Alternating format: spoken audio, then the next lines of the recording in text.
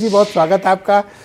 तो बताइए कि ये लोग कहाँ से कहाँ निकले और क्यों दरवाज़ा जाके पीट रहे थे और क्या परेशानी थी इनको? भाई अगर मिलना था तो टाइम लेके जाते। ऐसे कोई तरीका होता है कि किसी के दरवाजे पे जाओगे भैया, ऐसा ड्रामा करोगे, फोटो अलग से खिंचवा लोगे?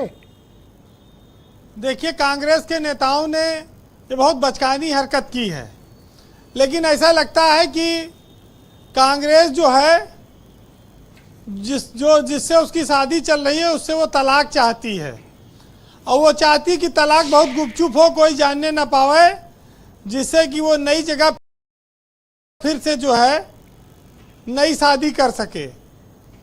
उत्तर प्रदेश में कांग्रेस और मायावती का जो दफ्तर है वो 300-400 मीटर की दूरी है मायावती के घर के बीच, और कांग्रेस का कार्यालय है।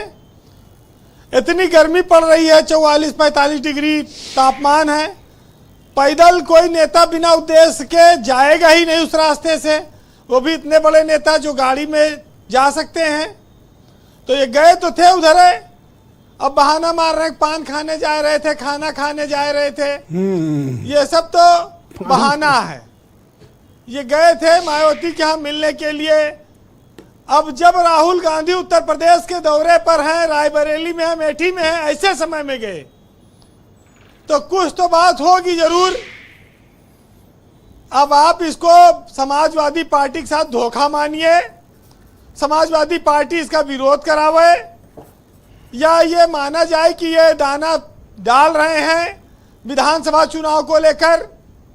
देखिए, एक बात तो बहुत साफ है कि लोकसभा में भी कांग्रेस का एक धड़ा ऐसा था नेताओं का जो चाहता था कि सपा के बजाय मायावती के साथ गठबंधन किया जाए, सीटें ज़्यादा मिलेंगी। वो धड़ा आज भी यही है और वो कुछ भी कर सकता है। ये तो मायावती ने इनको लोकसभा में घास नहीं डाली, हालांकि वो खुद शहीद हो गई इसी चक्कर में, लेकिन उन्होंने कांग्रेसियों से हाथ नहीं मिलाया। और फिर ये गठबंधन में इंडिया वाले में समाजवादी के साथ रहे। तनुज पुनिया के पिताजी की बॉस रही है मायावती, उनके पिताजी प्रमुख सचिव थे, तो उनका बेटा बेझिझक कैसे चला जाएगा जब पिता नहीं गया बिना पूछे?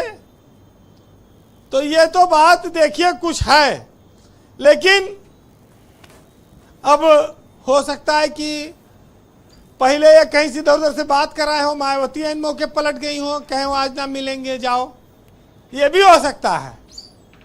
पहले रहा होगा कि लखनऊ आएंगे तो मिल लेंगे, बाद में वहां से गलत उल्टा मैसेज आ गया हो, क्योंकि बड़े नेता हैं, सांसद भी उसमें शामिल हैं।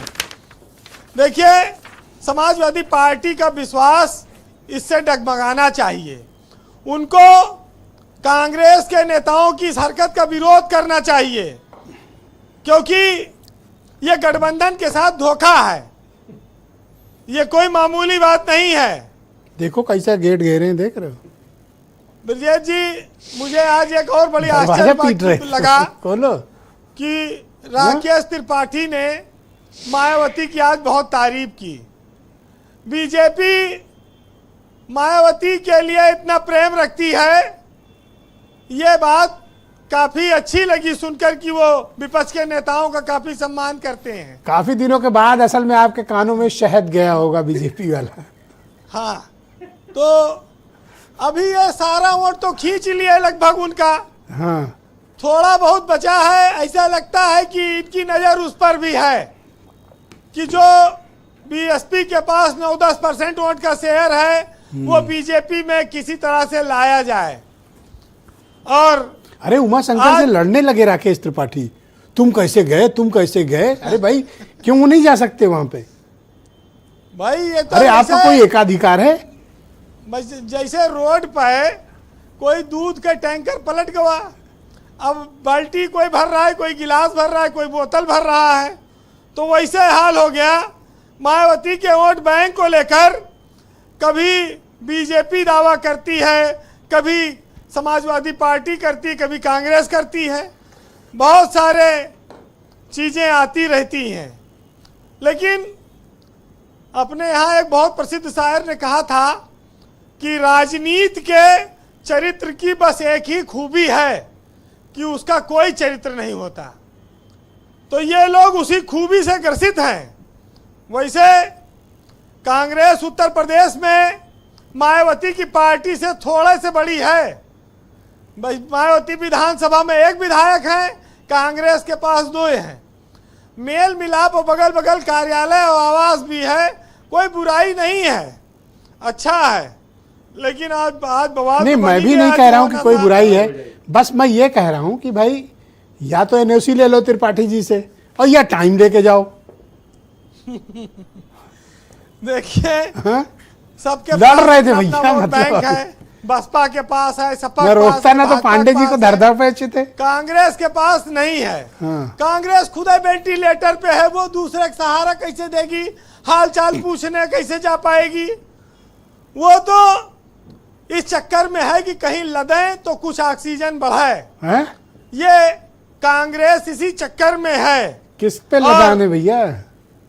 जी लदान किसके ऊपर है? अब कोशिश तो देखिए जारी है।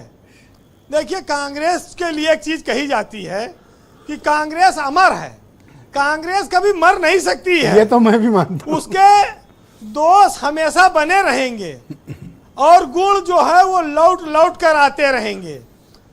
और कहते हैं ना कि निर्णयहीनता, ढीलापन, दो मुहापन, पूर्वाग्रह, ढोंग, दिखावा, ये सब जो सस्ती आकांक्षाएं और लालच हैं, उसी का नाम इस देश में लोगों ने कांग्रेस रखा, खासतौर से बीजेपी ने।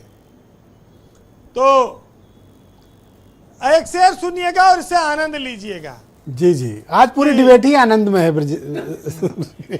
इसमें और आनंद है आज के नया शेर कि माना कि सौदागरों में जरा भी रहम नहीं होता, पर ताकीद रहे नफरतों से प्यार कम नहीं होता। ये कांग्रेसियों ने कहा वहां जाकर जी।